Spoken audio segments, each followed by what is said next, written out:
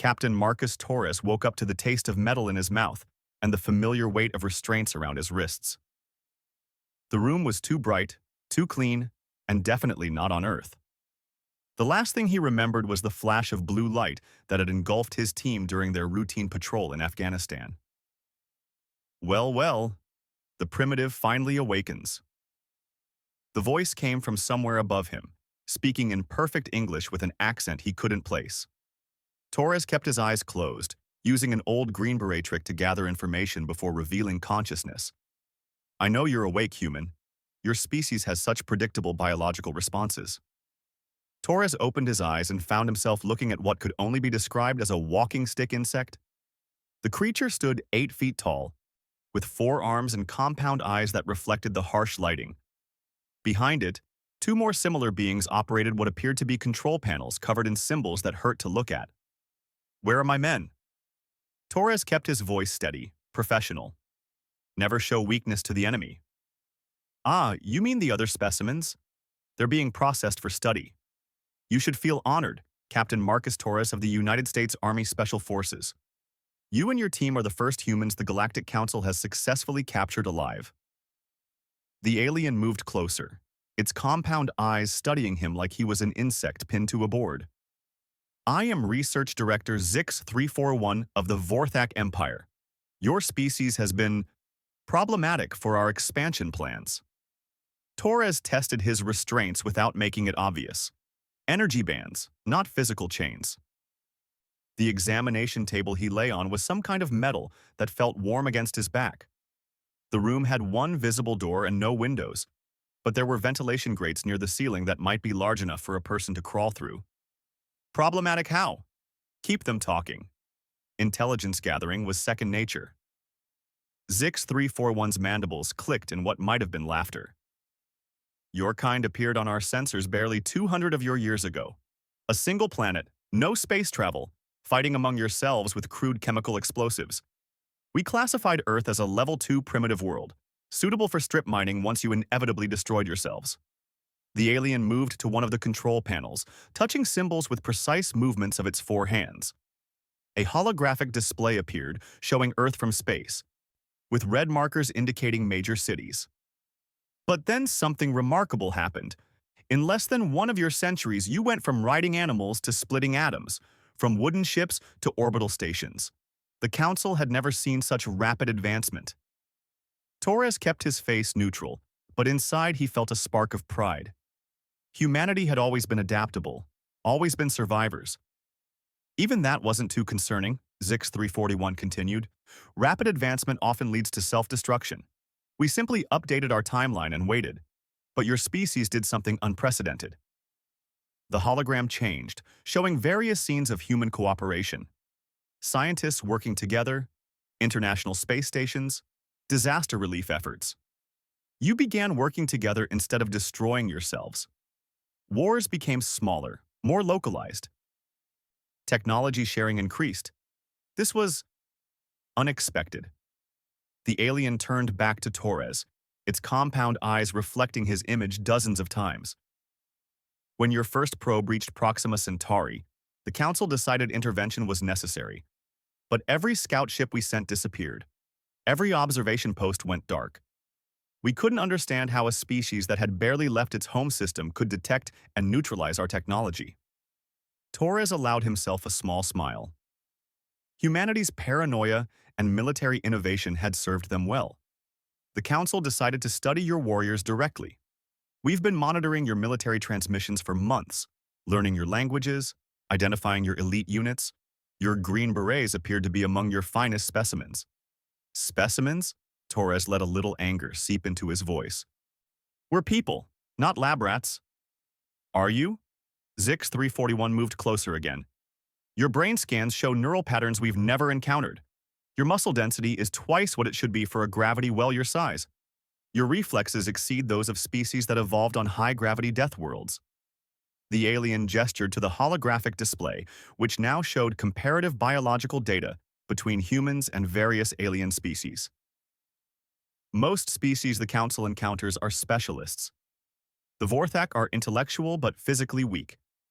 The Greenath are strong but lack creativity. The Selkari are fast but fragile. But humans are generalists. You're intelligent enough to master quantum physics, strong enough to survive in harsh environments, fast enough to react to threats, and stubborn enough to never give up. Torres filed away every piece of information. The Galactic Council was clearly a multi-species organization. They had advanced technology but seemed to lack human adaptability. Most importantly, they were afraid. "Where exactly are we?" he asked. "Research Station Theta 7, approximately 40 light-years from your homeworld. Don't worry about escape, Captain. This station has held dangerous specimens for over 300 years. The door hissed open and another alien entered. This one looked like a cross between a shark and a centipede, with multiple rows of teeth and too many legs. It carried a device that resembled a cross between a tablet and a weapon. "Director Zix-341, the other specimens are prepared for neural mapping. Shall we begin with the one designated Sergeant Williams?" Torres felt his blood pressure spike. Danny Williams was his youngest team member, barely 22 years old. The kid had joined the army to pay for college and somehow ended up in special forces through sheer determination.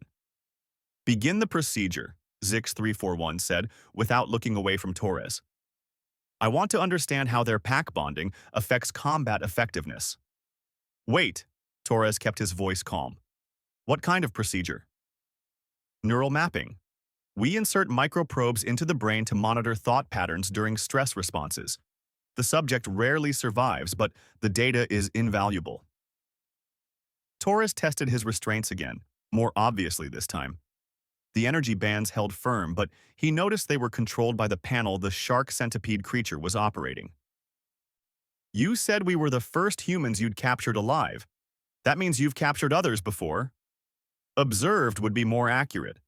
Your species has an unfortunate tendency to choose death over capture. We've studied the aftermath of several encounters, but live subjects provide much better data. The holographic display changed to show what looked like wreckage and battle scenes. Torres recognized the remains of human technology mixed with alien debris. The incident at Wolf 359 was particularly instructive. A single human vessel managed to destroy 3 of our research ships before self-destructing. The pilot transmitted a message we found disturbing. "What message?" 6341's mandibles clicked again. Roughly translated, it said, "Come and take it." We had to study your historical records to understand the reference. Torres smiled despite their situation. Some Air Force pilot had channeled Leonidas in the face of an alien threat. It was perfectly human.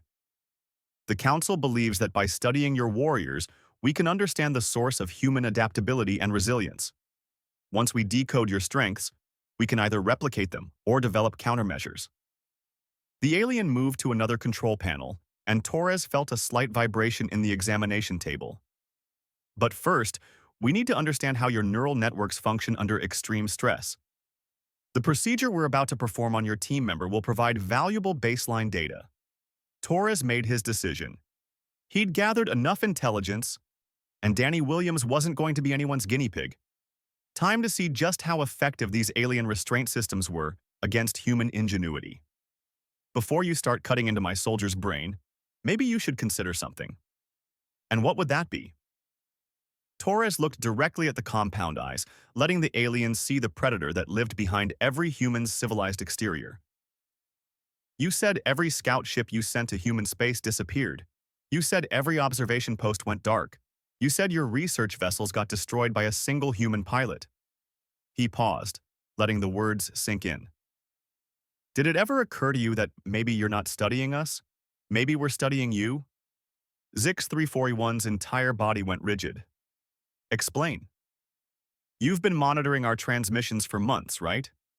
Learning our languages, tracking our military units. But did you ever think that maybe we were monitoring you right back? Did you check those transmissions for hidden subroutines? Data packets that might phone home when accessed?" The shark centipede creature looked up from its device. "Director, the station's communication array is showing unusual activity." Torres grinned, showing teeth. It was a purely human expression, and he could see how unsettling the aliens found it. "You wanted to study human warriors? Congratulations. You just invited them to the party. Alarms began blaring throughout the station. The holographic display flickered and changed to show multiple red contacts approaching at high speed. Impossible, Zix341 hissed. How could they have tracked you across 40 light years? Because you made the same mistake every enemy makes when they face humans, Torres said, his restraints beginning to spark and flicker as something interfered with their power systems. You assumed we were primitive. Through the ventilation grate above, he could hear the distant sound of controlled explosions. His team was already moving. The lights went out, and in the darkness, Captain Marcus Torres began to laugh. It was not a pleasant sound. The hunt was about to begin, and the Galactic Council was about to learn why humanity had earned its place among the stars through blood, determination, and an absolute refusal to go quietly into the night. The emergency lighting cast everything in hellish red as Captain Torres felt his restraints finally give way. The energy bands sparked once more and went dead, leaving him free to roll off the examination table. His body protested after hours of restraint, but Green Beret training kicked in immediately. Zix341 was frantically working at a control panel, its four arms moving in desperate patterns.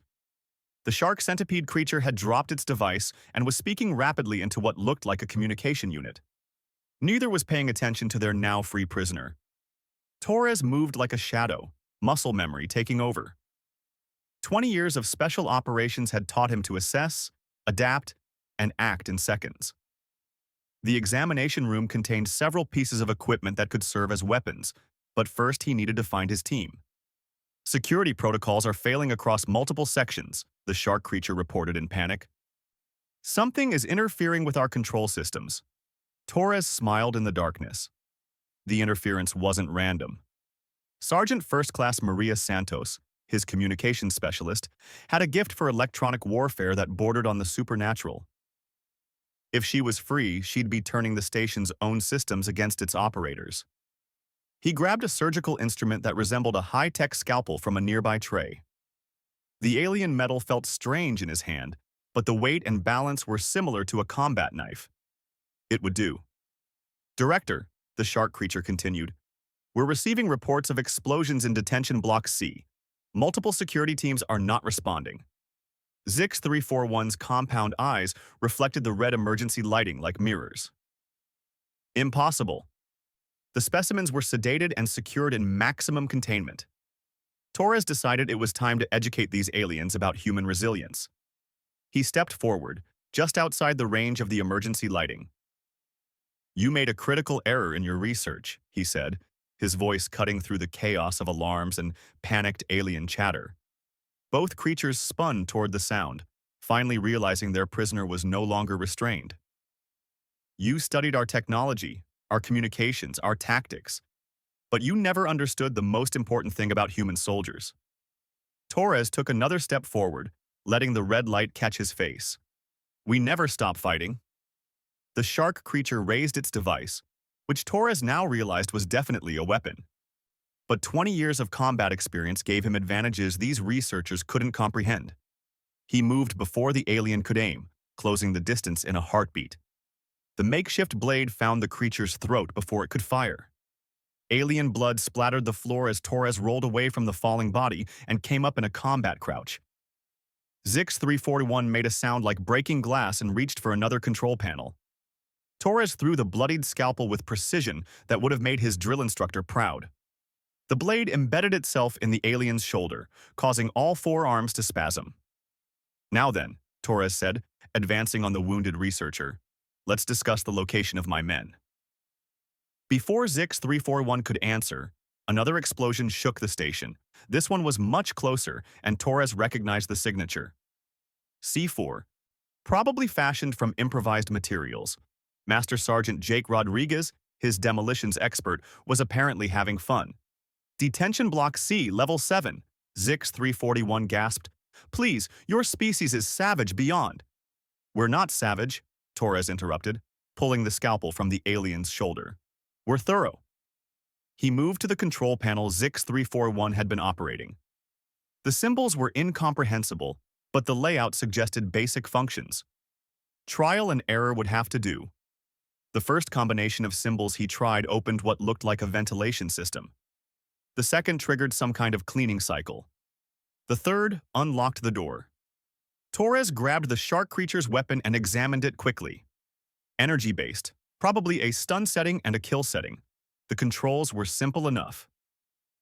He set it to what he hoped was maximum and stepped into the corridor. Research Station Theta-7 was clearly designed by beings who had never faced human ingenuity. The corridors were wide and straight, perfect for defense but terrible for the defenders when the enemy was already inside. The aliens had built their prison, assuming their captives would remain captive.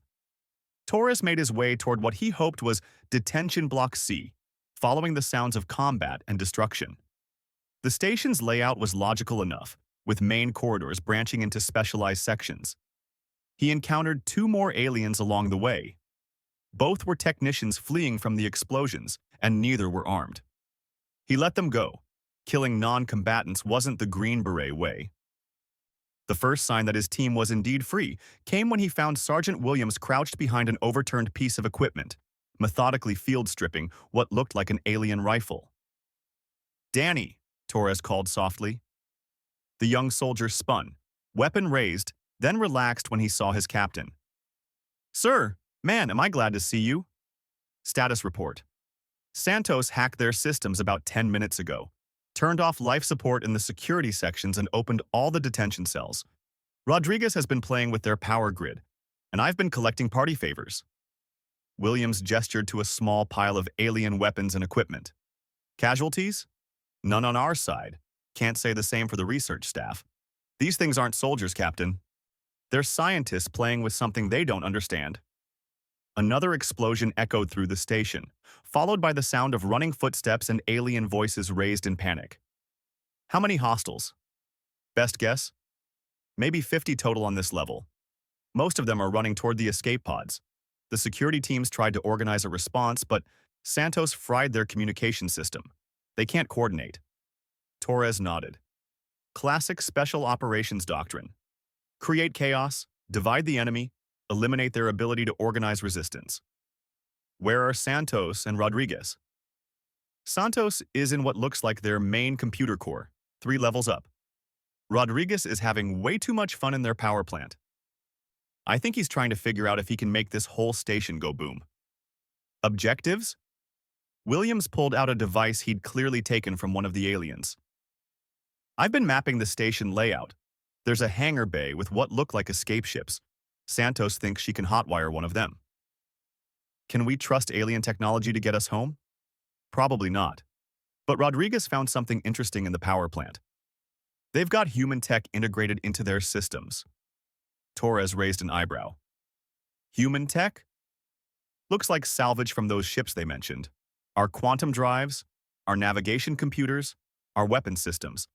They've been studying our stuff and trying to reverse engineer it. Which means Rodriguez thinks he can jury-rig a quantum communicator. Send a message home with our location. Torres grinned. Jake Rodriguez could make a functional radio out of a paperclip and a battery if necessary. If there was human tech available, he'd find a way to use it. Time frame? He says give him another hour. Santos needs about the same to crack their navigation system. We may not have an hour. Torres checked the alien weapon's charge indicator, still mostly full. What's the security situation? Pathetic. They've got automated systems, but Santos shut most of them down. The biological security forces are organized like researchers, not soldiers. They panic when shot at, they don't coordinate fire, and they can't adapt to changing tactics.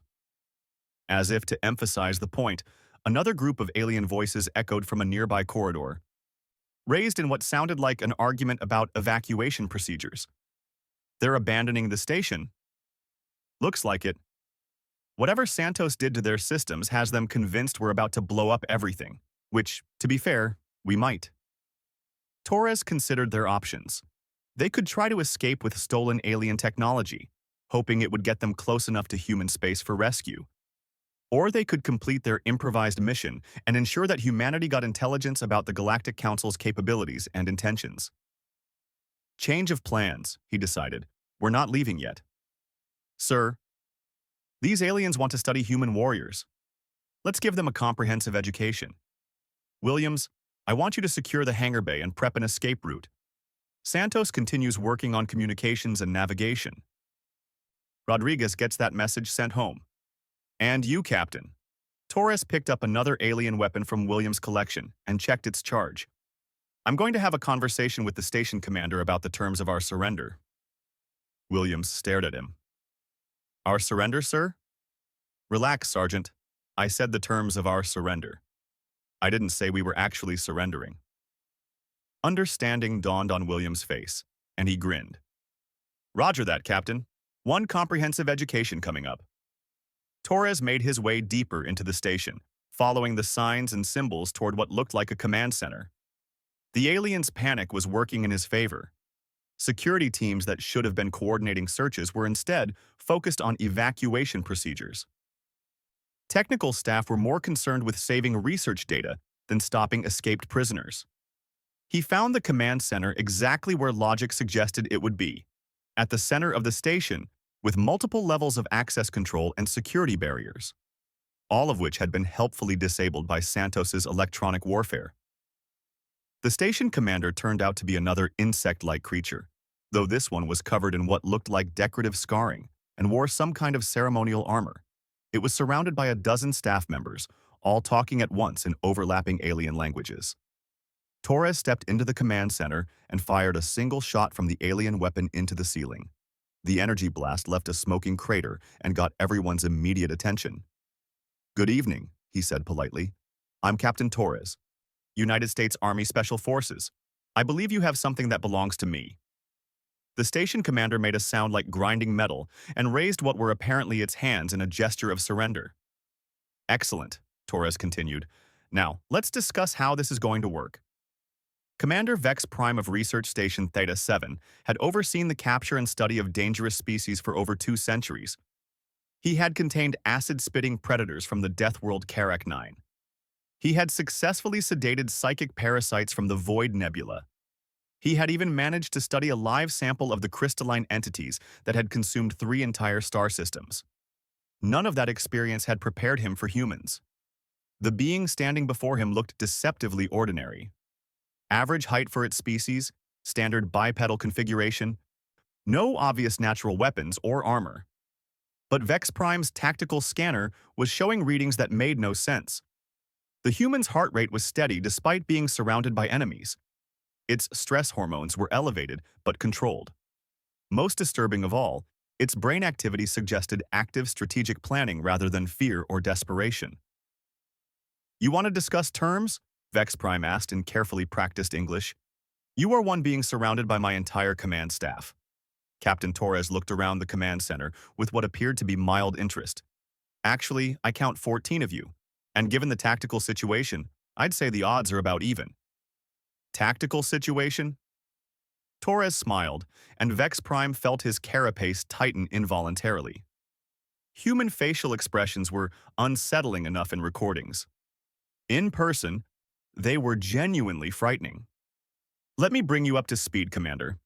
In the past 43 minutes, my team has taken control of your power grid, your communications array, your computer core, and your hangar bay. Your security forces have either been neutralized or have evacuated. Your research staff is currently hiding in whatever they think are secure locations.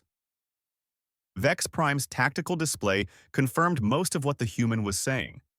Emergency beacons were going off throughout the station, and entire sections were reporting system failures. More importantly, Torres continued, we've uploaded the complete contents of your research database and transmitted it to Earth. Your government now knows exactly what the Galactic Council is planning, what technologies you possess, and where this station is located. Impossible. Our quantum encryption is unbreakable. By most species, sure, but you made the mistake of studying our technology without understanding our mindset. When humans build something, we also figure out how to break it. Your encryption was based on mathematical principles. Our hacker just ignored the math and went straight for the underlying quantum states. Vex Prime checked his communication panel. The quantum transmitter was indeed showing massive data upload activity, far beyond anything that should have been possible. You're bluffing. Even if you manage to transmit data, your species lacks faster-than-light communication. Any message would take 40 years to reach Earth. Torres pulled out what looked like a standard alien communication device and activated it. Santos, you there? Present and accounted for. Captain, came a voice speaking perfect English through the alien communicator. Just finished uploading the last data package to the quantum relay. Quantum relay? Vex Prime felt his hope beginning to fade. Turns out your people salvaged more human technology than you realized, the voice continued, including a prototype quantum entanglement communicator from the ship you destroyed at Wolf 359. I've been reverse engineering it while our demolitions expert kept everyone distracted. Rodriguez, status report, Torres said into the communicator. All charges placed and ready, Captain. On your word, this station becomes a very pretty firework. Torres looked directly at Vex Prime. You wanted to study human warriors. Here's your first lesson. We adapt. You threw us into an impossible situation with superior technology and overwhelming odds, so we turned your advantages into our weapons. The human began walking around the command center, examining equipment with casual interest while continuing to speak. Your advanced computer systems? We used them to steal everything you know. Your quantum communicators? We rebuilt them to phone home. Your security systems? We turned them into our own personal robot army. Vex Prime watched in horror as Torres casually picked up what looked like a command authorization device from one of the control panels. But here's the thing that really bothers you, Torres continued. We didn't do any of this through superior technology or overwhelming force. We did it through something your Galactic Council apparently can't understand: creativity and teamwork. What do you want? Vex Prime asked, his voice barely above a whisper. I want you to send a message to your council. Tell them that Captain Marcus Torres of the United States Army Special Forces formally declares that Earth is under human protection. Any further interference will be met with appropriate force. You're one planet. The Council controls thousands of systems. Torres activated the alien device he'd picked up. Immediately, every screen in the command center changed to show the same image. Earth, as seen from space, with dozens of ships moving in formation around it. That was the view from your station's external cameras about 10 minutes ago, Torres said. Humanity received our transmission and decided to respond immediately. Vex Prime's tactical officer made a sound like breaking crystal.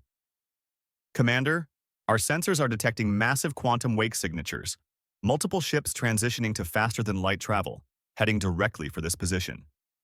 How is this possible? Vex Prime asked. Your species was barely spacefaring when we began monitoring you. Like I said, we adapt. You gave us 40 years to prepare for your arrival. Did you really think we spent that time arguing among ourselves? Torres gestured to the screens showing the approaching human fleet. Every disappeared scout ship, every destroyed observation post, every encounter with human forces. We learned something from all of them. The human moved closer to Vex Prime, and the alien commander found himself backing away involuntarily. We studied your technology, reverse-engineered your weapons, analyzed your tactics. But more than that, we learned about your psychology. You're a confederation of specialized species, each good at one thing. You cooperate when it's convenient, but you don't truly understand unity. Torres activated his communicator again. Williams, what's our status on the exit strategy? Hangar bay secured, Captain. We've got 3 functional ships prepped and ready. Santos says she can probably fly one of them. Rodriguez, how much longer do you need? Give me 5 more minutes, and I can promise you the most spectacular explosion in galactic history. Belay that, Torres said. We're not here to destroy. We're here to educate. Vex Prime felt something that might have been relief, followed immediately by confusion.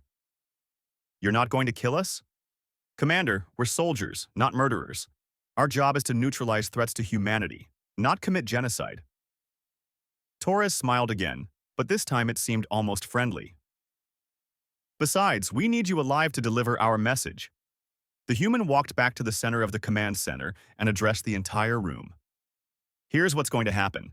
My team and I are going to leave. You're going to repair your station and continue your research. But from now on, you're going to think very carefully before you mess with humans again. He activated a small device that Vex Prime recognized as one of their emergency beacons. That signal will guide our rescue ships directly to this location. They should arrive in about 6 hours. I suggest you use that time to compose a very detailed report for your council about what happened here. Torres headed toward the exit, then paused and looked back. Oh, and Commander? You might want to include in that report that we could have killed everyone on this station and taken it intact. We had the ability, the opportunity, and probably the justification, but we chose not to. Make sure your council understands the significance of that choice. As the human left, Vex Prime found himself staring at the tactical displays showing the approaching human fleet. 47 ships, moving in perfect formation, their quantum signatures indicating technology that shouldn't exist yet.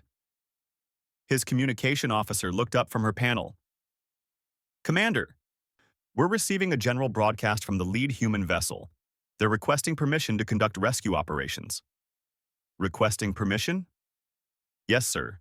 They're asking for permission to enter our space and retrieve their personnel. They're being polite. Vex Prime made the decision that would later be credited with preventing the first interstellar war in Council history. Grant permission. Full cooperation.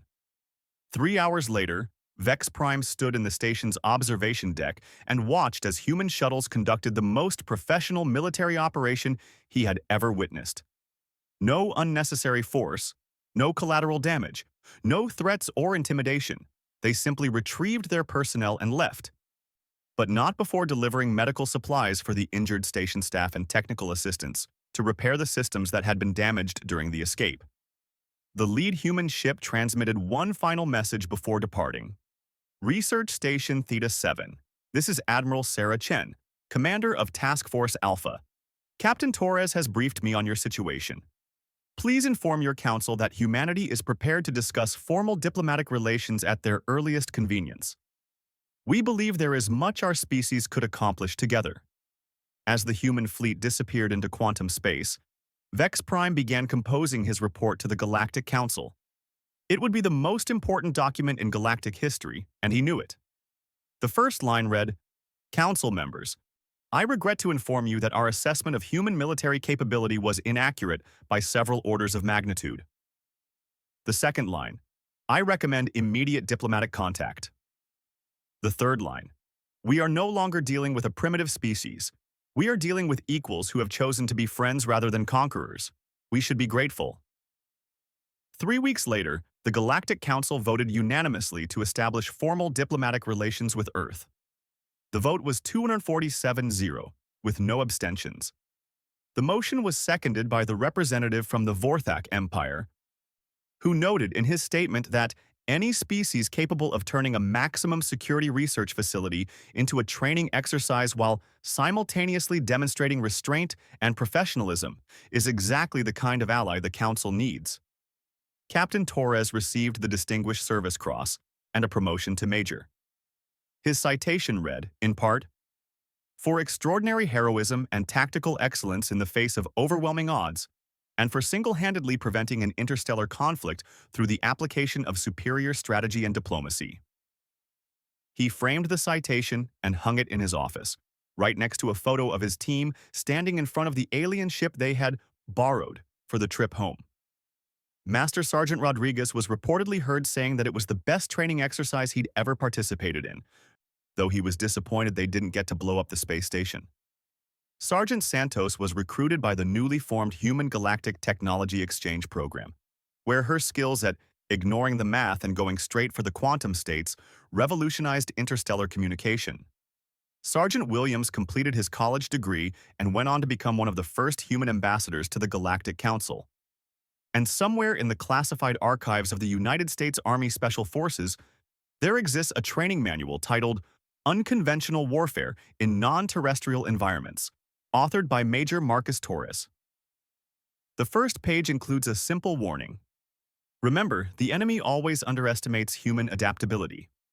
Use that to your advantage.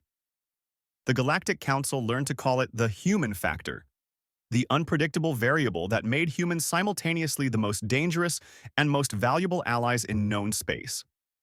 They were right on both counts.